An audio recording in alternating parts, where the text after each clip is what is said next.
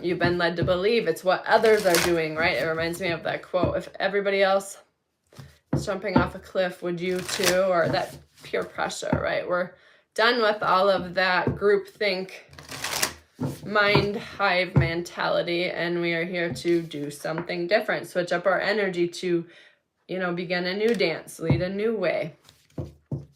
Show others what's possible when we are willing to shift before we know, you know, where we're going. We just know we can't stay where we've been. Align your life. What is not aligned? What needs to go? Yeah.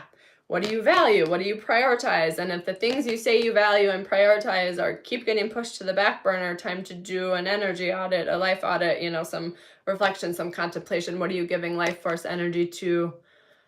That's not feeding you, that's not supporting you, that's not nourishing you, supplementing or supporting your growth. And what can you put down in order to do things differently, to make space for, you know, something more joyful, something more expansive?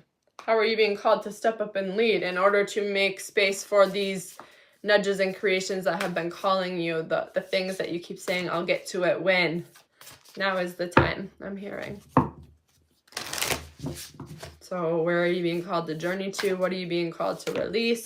Sifting process here.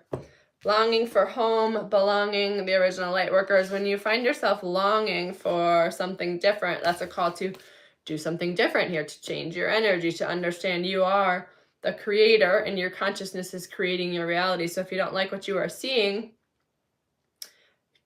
take away the only thing that's giving it its power, which is your energy, your life force, your attention, and redirect it towards the things that make you feel like you belong, right? Building these new communities. Again, transformation that goes beautiful with the death here. Cellular upgrades, things are changing at a cellular level, deep healing, trust that, right? Trust that as we align our life, you know, and release what isn't in alignment, get off the treadmill of life, the unconscious ways of being, right? This is what allows us to stand in alignment, call in our soul tribe, 3 of Pentacles, people to build with. This is how we materialize and actualize the things that we have been imagining and envisioning.